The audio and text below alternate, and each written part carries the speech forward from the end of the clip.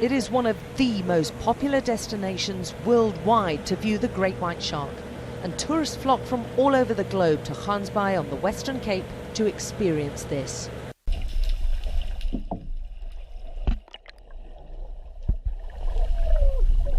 Oh my goodness! They're getting closer, or is that just my imagination? Jeez!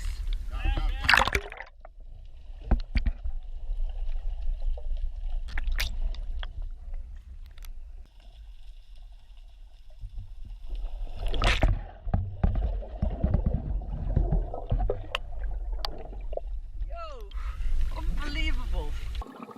But look at this. Many miles away in a different location, a shark is caught up in a net and destined to die.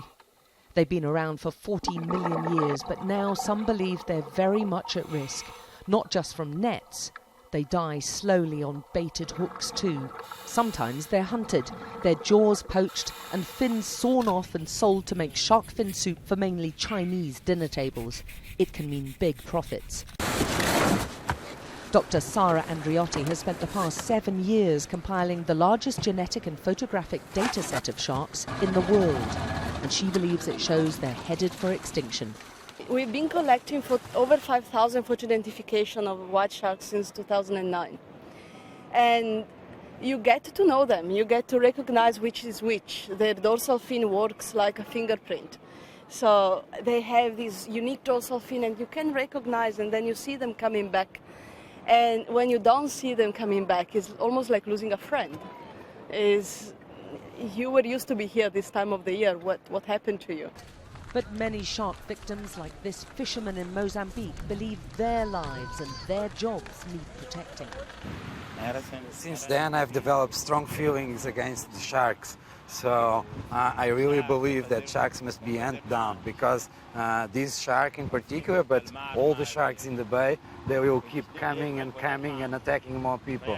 So the only solution I see is to kill all the sharks inside the bay. A shark attack can be devastating, and Caleb Swanepoel's traumatic encounter nearly killed him. And I felt it grip onto me and sort of start shaking me around, pull me under the water. I tried to push the shark off my leg, but I just felt this thing that sort of grip into me, and this like teeth on bone, like crack kind of whole thing sort of just happened. And I remember thinking, okay, this is it now. This is me gone. I thought I was going to die out there. This is known as Shark Alley in Gansbaai. The huge seal population here draws the sharks. But divers noticed if the seals remained behind the kelp or the seaweed growing here, the sharks avoided them. The dark circle you see to the left of the boat is environmentally friendly artificial magnetic kelp. It's called the shark-safe barrier. It's been developed by Dr. Craig O'Connell and Michael Rutsin, who formed a team of scientists and shark lovers to create an alternative barrier to protect beaches, fishermen and sharks and avoid the need for nets and hunting. And this is the test site. How certain are you that they're not going to come inside where we're going to be?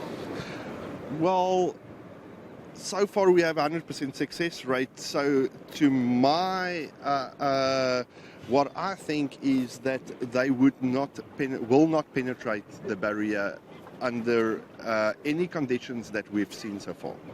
Great. Let's give it a go.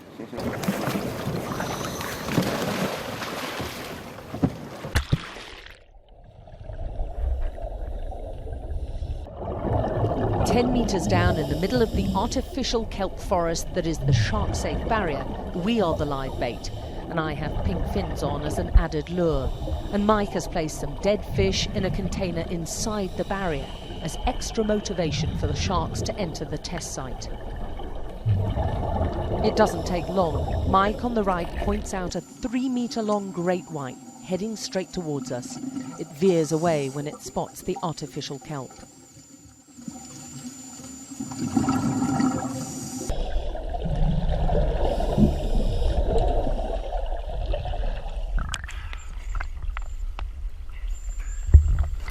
Well, despite the presence of dead bait and live bait, that's us, the sharks were held back by this curtain of fake kelp and magnets. The team's discovered there's possibly fewer than 522 white sharks left in the South African population, and with the lowest genetic diversity worldwide, that puts them at real risk.